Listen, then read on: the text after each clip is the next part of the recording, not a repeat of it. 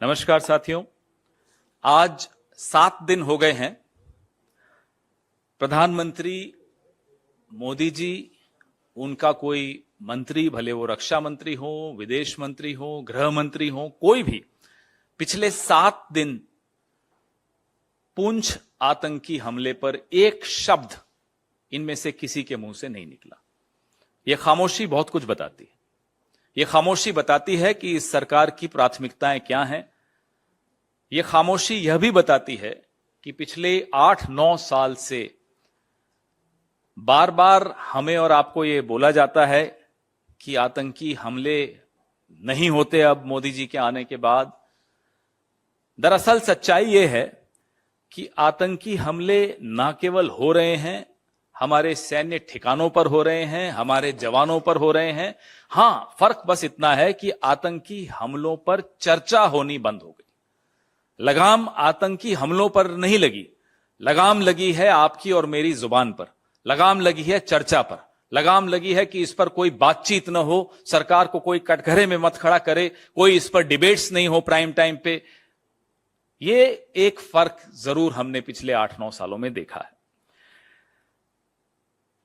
हवलदार Mandeep Singh, lance नायक Kulwant Singh, lance नायक देबाशीष, सिपाही हरकिशन सिंह, सिपाही सेवक सिंह, इन सब का बलिदान 7 दिन पहले भाटा धुरियान जंगल क्षेत्र जो जम्मू कश्मीर के पुंछ जिले में पड़ता है, वहां आतंकियों ने घात लगाकर हमला बोला और जो बुलेट्स इस्तेमाल की गई वो बुलेट्स ऐसी हैं जो स्टील की बनी हुई हैं और वो ट्रक की बॉडी पर एकदम उसको भेद देती हैं, उसके अंदर चली जाती हैं। कल जैश ए मोहम्मद के प्रतिबंधित आतंकवादी समूह पीपल्स एंटी फासिस्ट फ्रंट ने सेना के ट्रक पर जो हमला हुआ, उसकी बॉडी कैमरा द्वारा जो शूटिंग की गई थी, वो तस्वीर सोशल मीडिया पर कल जारी की गई।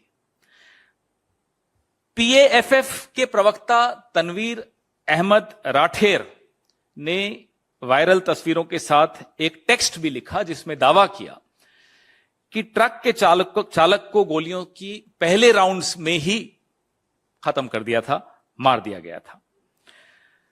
अगस्त 2021 में अमेरिका के अफगानिस्तान छोड़ने के बाद नेटो द्वारा इस्तेमाल की जाने वाली अत्याधुनिक पेनिट्रेटिव एंड रिकोशेटिंग स्टील कोर गोलियां ये तालिबान से लश्कर तैयबा और जैश ए मोहम्मद जैसे आतंकवादी संगठनों के पास पहुंची।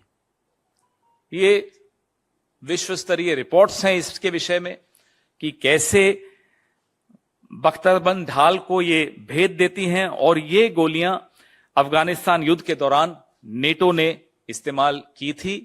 अफगानिस्तान युद्ध खत्म हुआ, तालिबान अब अफगानिस्तान पे काबिज है और ये हथियार जो उस वक्त वहां इस्तेमाल होते थे, अब वो इस तरह के संगठनों के पास आ गए हैं। बड़ी गंभीर रिपोर्ट है ये। एक special inspector general for Afghanistan cigar की नवीनतम रिपोर्ट 28 फरवरी को आई थी, जिसमें वो कहते हैं कि तालिबान अपने राजस्व प्रवाह को बढ़ाने के लिए पकड़े गए हथियारों और उपकरणों के एक हिस्से को बेच सकता है।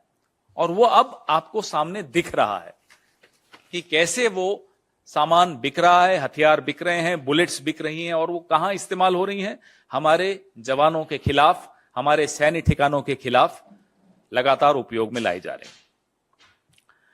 न्यूयॉर्क टाइम्स के अनुसार अमेरिका निर्मित पिस्तौल, राइफल, ग्रेनेड, दूरबीन, नाइट विजन गॉगल्स सहित अमेरिका निर्मित उपकरण अफगान बंदूक गन डीलर्स के पास पहुंच चुके हैं और वहां से वो बिक रहे हैं ऐसे आतंकी संगठनों के पास।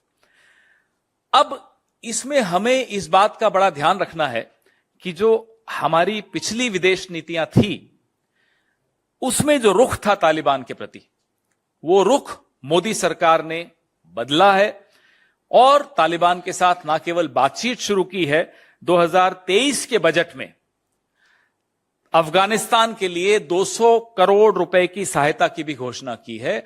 दिसंबर 2022 में काबुल में भारतीय तकनीकी टीम के सदस्यों ने तालिबान के मंत्रियों के साथ चर्चा भी की और भारत के जो प्रोजेक्ट्स हैं वहां उनको वापस से कैसे रिवाइव किया जाए, उनको फिर से नवीनीकरण कैसे किया जाए, उसका आह्वान भी किया।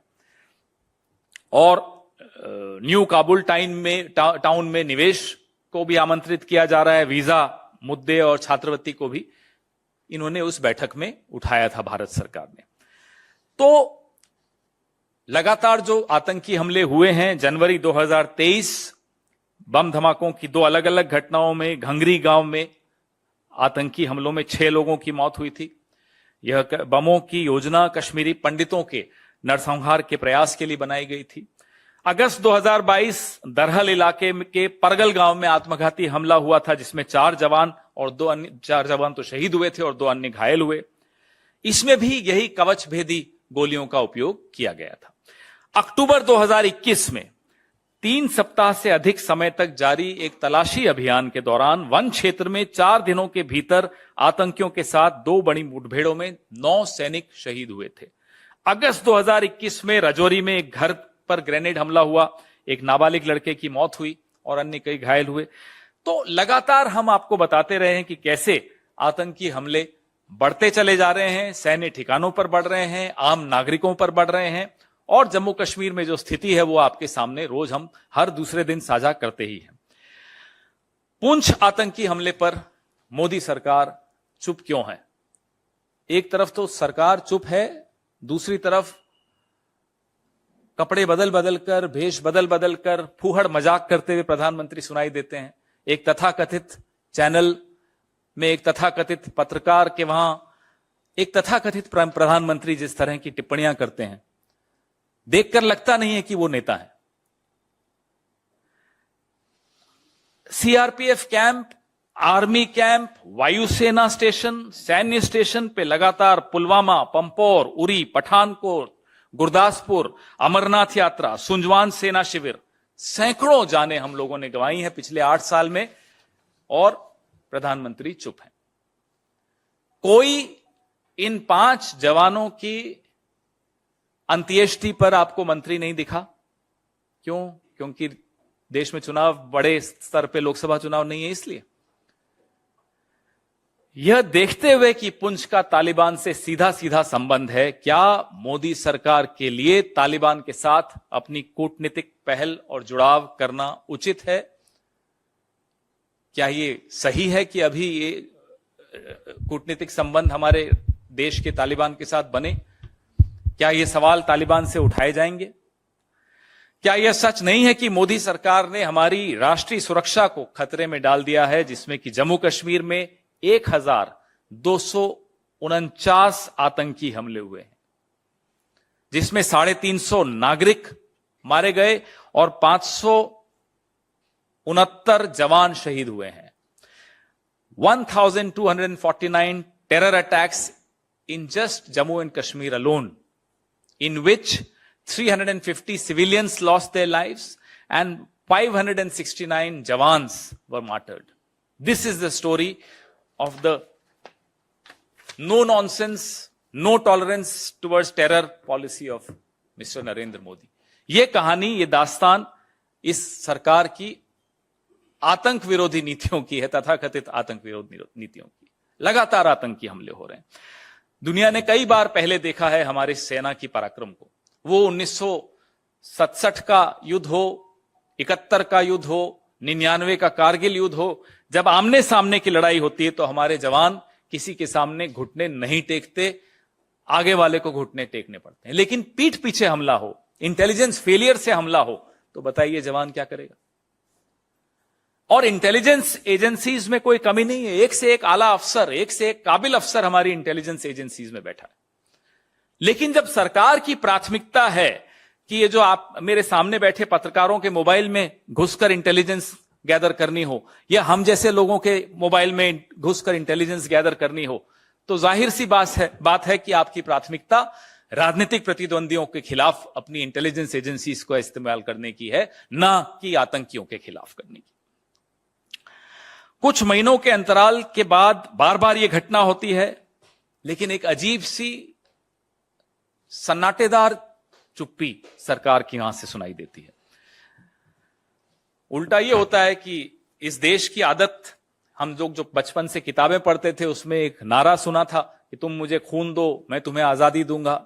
आज जो हमारे तथाकथित नेता बने हुए हैं बोले तुम चुप रहो मैं तुम्हें इनाम दूंगा, मैं तुम्हें गवर्नरी दूंगा। और जो जिसको चुप कराने की कोशिश कर रहे थे आज वो बोल रहा है, उसकी भी बातों का आप जवाब नहीं दे पा रहे हो।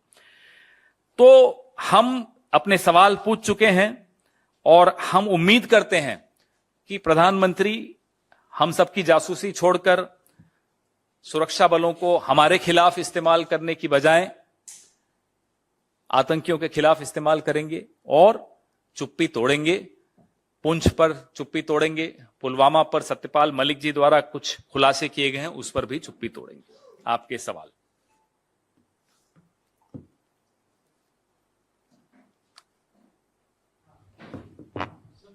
को लेकर आप लोगों की क्या सवाल है जिसके आप जानना चाहते हैं जब आप सरकार से, कृपया वो स्पष्ट करें। बहुत सीधे सीधे सवाल है कि क्या तालिबान से आपकी जो कूटनीतिक पहल आपकी सरकार ने शुरू की है, क्या ऐसे हमले जिसमें सीधे सीधे तालिबान से उसका लिंक दिखता है, ऐसा आपको लगता है कि आज भी वो कूटनीतिक पहल होनी चाहिए भारत की तरफ से तालिबान के साथ? नंबर 2, आप इस तरह के आतंकी हमलों पर चुप्पी क्यों काट लेते हैं? आप चुप क्यों हो जाते हैं? आपको क्या लगता है कि आतंकी हमलों पर चर्चा नहीं होने से क्या आतंकी हमले बंद हो रहे हैं? चर्चा होनी चाहिए। सरकार पर दबाव तभी पड़ता है जब मीडिया और विपक्ष इस पर चर्चा करता है। इसलिए हम बार बार इस पर चर्चा करते हैं और करते रहेंगे। दबाव सरकार पर डालते रहेंगे, सवाल सरकार से पूछते रहेंगे, उनकी चुप्पी तोड़ने पर उनको मजबूर करेंगे। उसका इस्तेमाल पहली बार हुआ है क्या? नहीं, मैंने आपको बताया कि दिसंबर 2017 में ये जो कवच भेदी गोलियां हैं, जैश ए मोहम्मद ने लेथापोरा में सीआरपीएफ शिविर पर जब पहला ये हमला, आत्मघाती हमला हुआ था, तब ये पहली बार ये कवच भेदी गोलियों का इस्तेमाल हुआ था। फिर जून 2019 में अनंतनाग में हुआ, 3 अप्रैल 2019 में सांबा में हुआ, 24 दिसंबर 2022 में सेना ने जब उरी सेक्टर में चीनी पिस्तौलें और 9 चीन निर्मित हथगोले बरामद किए तो वहां भी ये बरामद हुए थे। मेरी प्रेस रिलीज में ये तमाम तारीखें और तमाम उदाहरण हैं।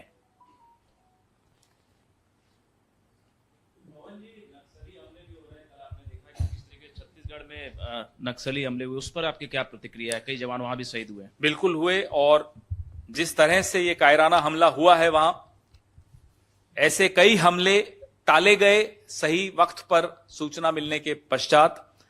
और वहां की जो हमारी सरकार है, संवेदनशील सरकार है, तुरंत जांच का आदेश दे दिया गया है और जो जांच की रिपोर्ट आएगी आपसे जरूर साझा की जाएगी, किसी को बख्शा नहीं जाएगा।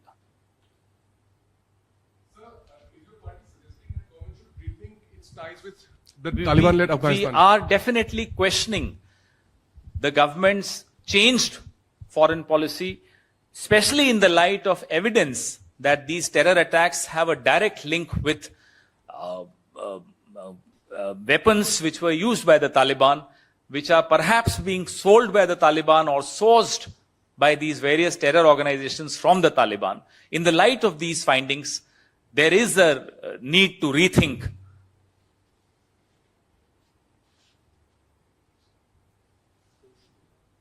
जी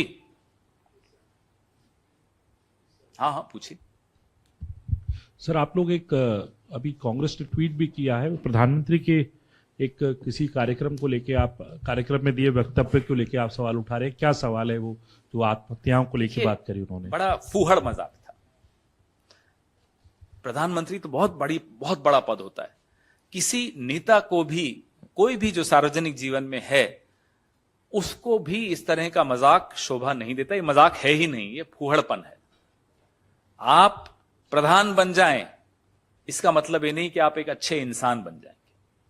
पहले आप अच्छे इंसान बनिए। अच्छे इंसान होते तो संवेदनशीलता होती।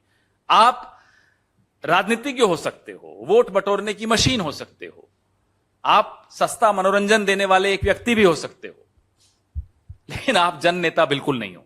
क्योंकि जन नेता के मन में एक दिल होता है, वो दिल धड़कता है, लोगों के लिए धड़कता है, आपके भीतर एक संवेदनशीलता होती है। 15, 16, 17, 18 साल के बच्चों की सुसाइड आपको मजाक लगती है? आप आंकड़े देख रहे हो एनसीआरबी के, 34 से 35% जो आत्महत्याएं हुई हैं पिछले 2-3 सालों में, वो नौजवानों की हैं, टीनेजर्स की हैं। शर्म आनी चाहिए। देश के आप प्रधान हो और इस तरह से फुहड़ता करते हो, इतना हल्का मजाक करते हो, और जो हंस रहे थे उन पर भी बड़ा ग्लानि होती है हमें।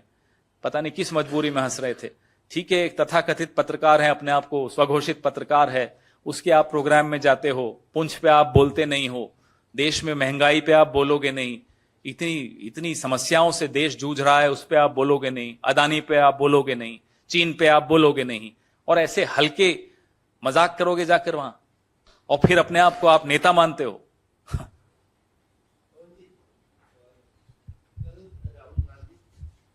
ये सब कल राहुल गांधी का मामला था सूरत के हाई कोर्ट में।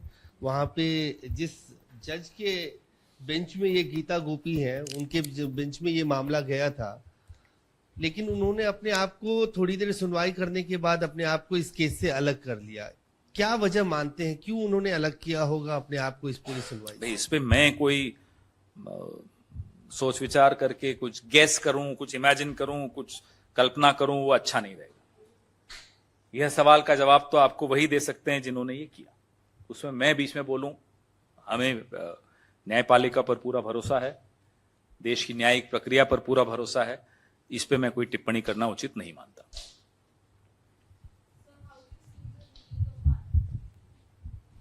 We have commented on this in the past. We will definitely continue to comment on it in the future also. Let all the details come out.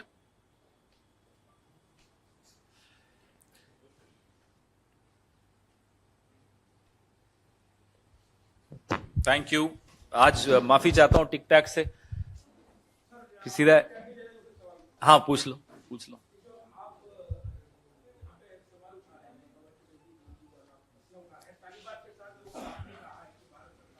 Mic दो ना इन्हें यार। आपने जो कहा है, तालिबान का जो जिक्र किया है, इसका लिंक जोड़ा है तालिबान के साथ, जो अब संबंध है और जिस तरीके से वहां पर योजनाएं चल रही हैं, सरकार सपोर्ट कर रही है, तो ये विदेश नीति से संबंधित मामला है, बहुत संवेदनशील है। तो क्या आप चाहते हैं कि तालिबान से कोई वार्ता न हो, संबंध सामान्य न हो? हम सिर्फ एक सवाल पूछ रहे हैं, बहुत प्रासंगिक सवाल पूछ रहे हैं, क्योंकि लगातार उदाहरण आपके सामने मिल रहे हैं कि जो हथियार तालिबान की मार्फत या तो बिक रहे हैं या बट रहे हैं, हमें नहीं मालूम, लेकिन वो उपयोग में भारत के जवानों के खिलाफ भारत के क्षेत्रफल में आकर इस्तेमाल हो रहे हैं। ऐसे में तालिबान से आप ना केवल बातचीत की पहल करना, अपने बजट में 200 करोड़ आवंटित करना, क्या ये सही है, क्या ये उचित है? ये सवाल विपक्ष की हैसियत से हम पूछना चाहते हैं। जवाब दीजिए कि आप तालिबान के सामने क्या यह मुद्दा उठाते हैं कि साहब, ये जो कवच भेदी गोलियां हैं या अन्य हथियार हैं जो वहां से आ रहे हैं, सरेआम आते हुए दिख रहे हैं, अंतर्राष्ट्रीय समुदाय ने भी इस पर चिंता व्यक्त की है कि कैसे ये हथियार वहां से निकल कर आ रहे हैं और अलग अलग आतंकी समूहों के हाथों में जा रहे हैं। ऐसे में हमारे जवानों की सुरक्षा, हमारे देश में जो targeted killings Jammu and Kashmir में होती हैं, उन सबको ध्यान में रखते हुए ये सवाल बहुत प्रासंगिक है कि क्या आपने जो विदेश नीति में परिवर्तन किया है, क्या इसका यह सही समय है, या इसके जो पैरामीटर्स हैं, जो फ्रेमवर्क है, जो दायरा है इस संबंध के, जो आपने पहल की है, क्या वो दायरा ठीक है?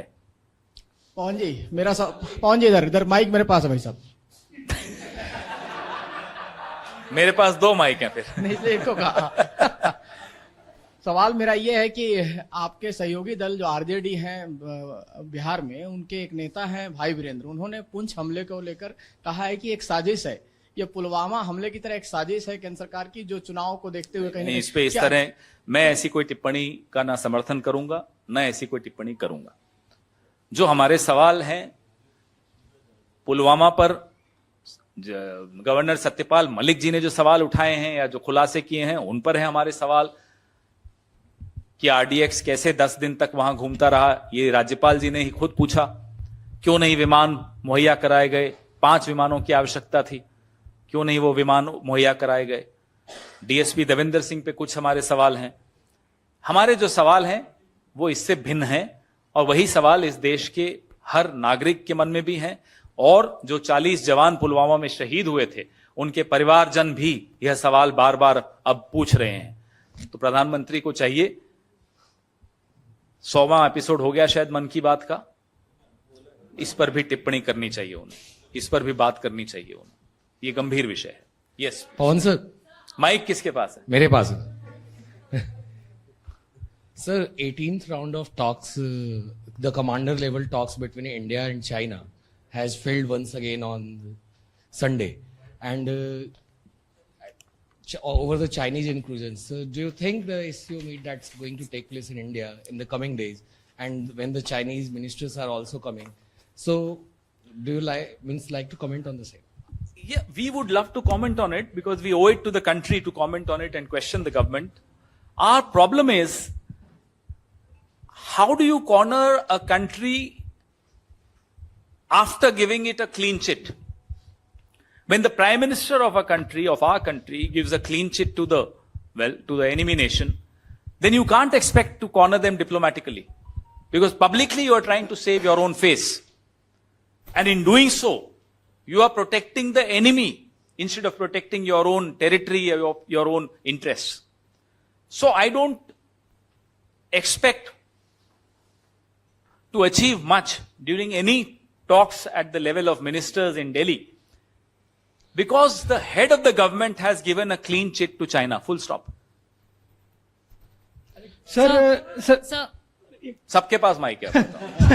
सर, दिल्ली के मुख्यमंत्री के आवास को लेकर जो रेनोवेशन में 45 करोड़ रुपया खर्च हुआ है, उस पर विवाद है। आपके नेता अजय माकन लगातार हमले कर रहे हैं। पार्टी की अधिकृत राय क्या है इस पर? इस पोडियम से आप क्या कहना चाहिए? अजय माकन जी ने बिल्कुल ठीक बात कही है। आप अपने आप को आम आदमी कहते हैं, अब तो खैर कोई मानता भी नहीं कि आप आम आदमी।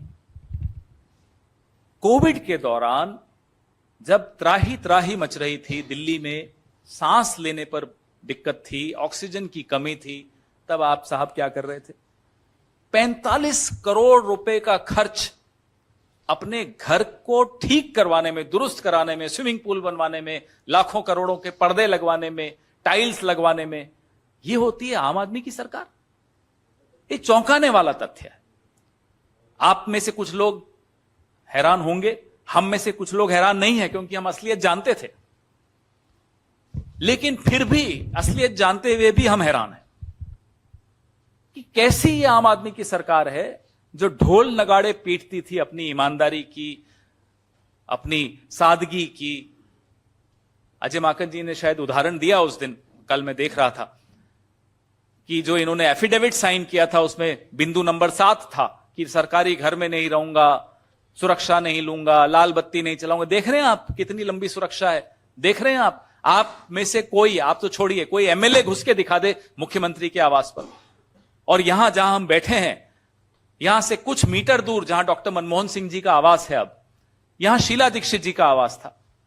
15 साल लगातार सोमवार से रविवार सुबह 2-3 घंटे तो आम नागरिक कोई भी बिना अपॉइंटमेंट के गेट खुले होते थे, जाके मिल सकता था। एमएलएज जब चाहें तब आ सकते थे, राजनीतिक कार्यकर्ता जब चाहें तब आ सकता था। इस तरह की सुरक्षा नहीं होती थी। शीला दीक्षित जी, उनके तमाम मंत्री, 15 साल तक उनका आप बंगलों के रखरखाव का, रिपेयर का पूरा बजट निकाल के देख लीजिए और तुलना करिए एक मुख्यमंत्री के बंगले पर 45 करोड़ का खर्च होना। शर्मनाक बात है। मुझे ग्लानि होती है ये देखकर कि मैं इस सरकार का हिस्सा रहा हुआ हूं।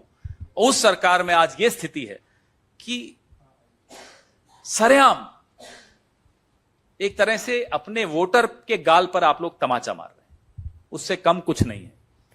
सर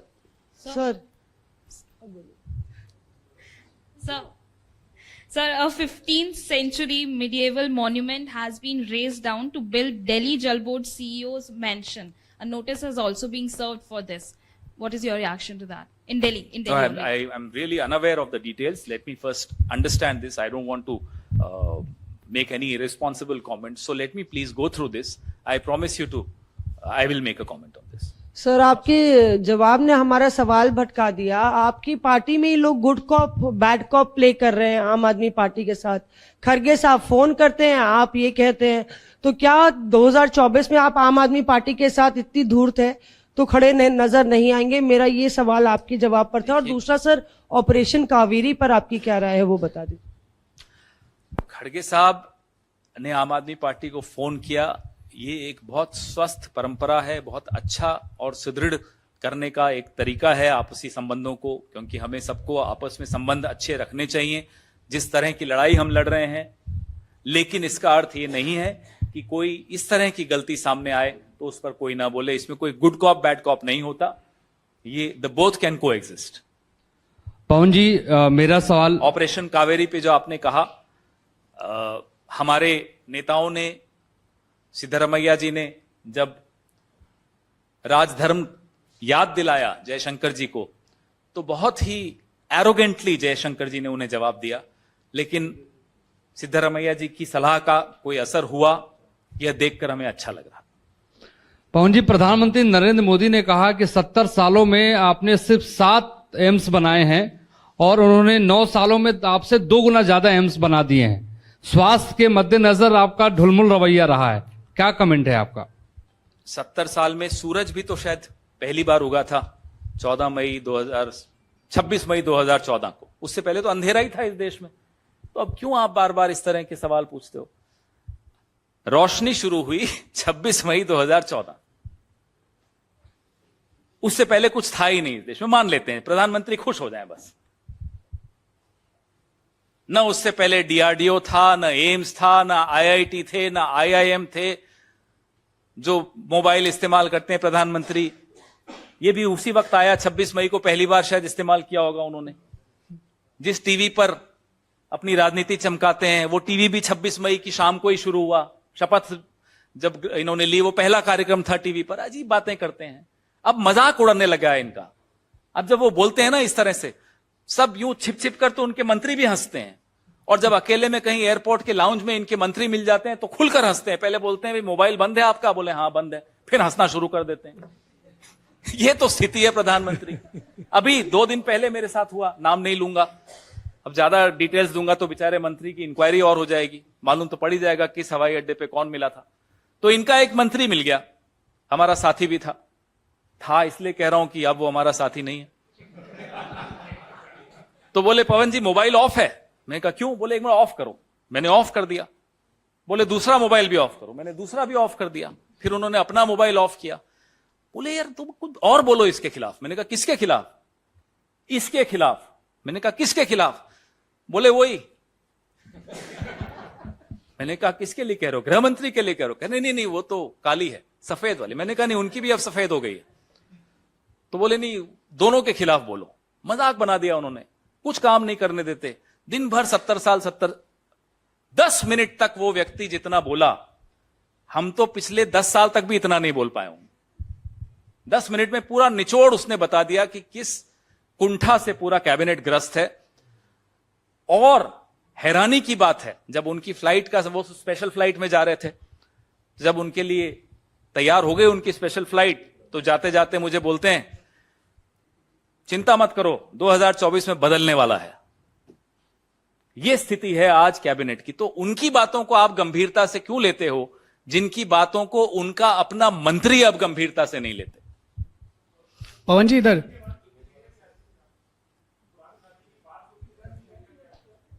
मेरी प्रतिक्रिया क्या थी? मैं तो मुस्कुरा रहा था मंद मंद, सोच रहा था कि मोबाइल ऑन ही रखता तो अच्छा रहता, मोदी जी को भी सुनाई तो देता कि क्या क्या बातें हो रही हैं उनकी पीठ पीछे।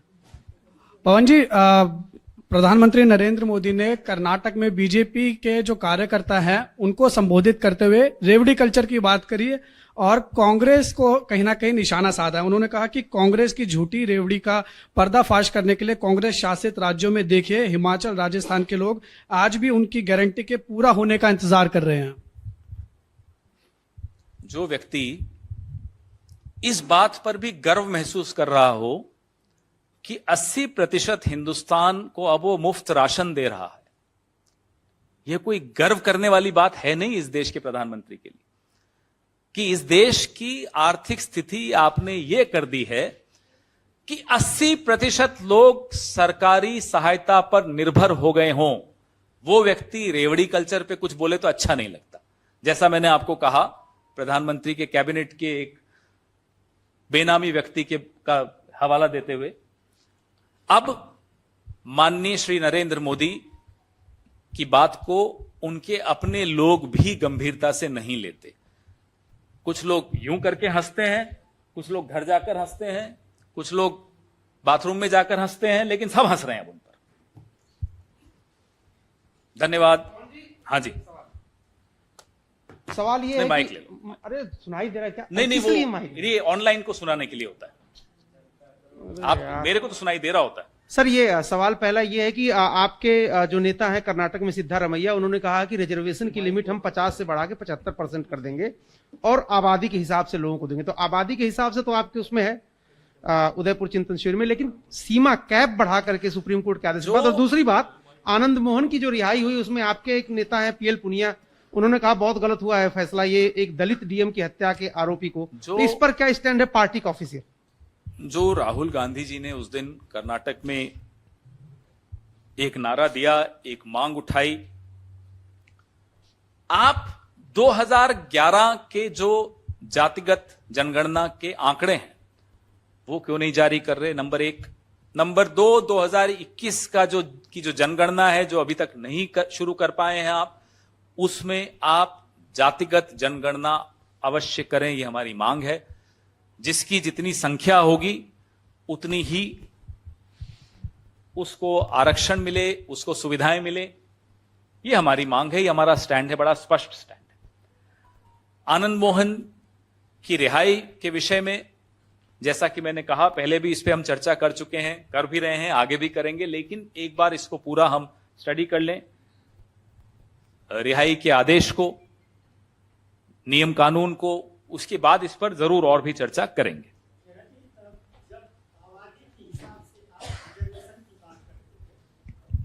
तो आधी आबादी जो है महिलाओं का है, तो उसके लिए क्या रिजर्वेशन किया जा सकता है? प्रियंका गांधी जी ने लड़की हूं लड़ सकती हूं का एक नारा दिया पिछले उत्तर प्रदेश चुनाव में। वो नारा लोगों के दिल में भी बस चुका है और कांग्रेस पार्टी उसको एक नीतिगत जामा पहनाने का निर्णय ले चुकी है। अब उसमें क्या क्या होना चाहिए, क्या नहीं होना चाहिए, वो विशेषज्ञों की सलाह के हिसाब से लोगों से चर्चा करने के बाद, संवाद करने के बाद अवश्य उसमें निर्णय भी लिए जाएंगे। लेकिन जो आपने बात उठाई है बिल्कुल सही उठाई। धन्यवाद।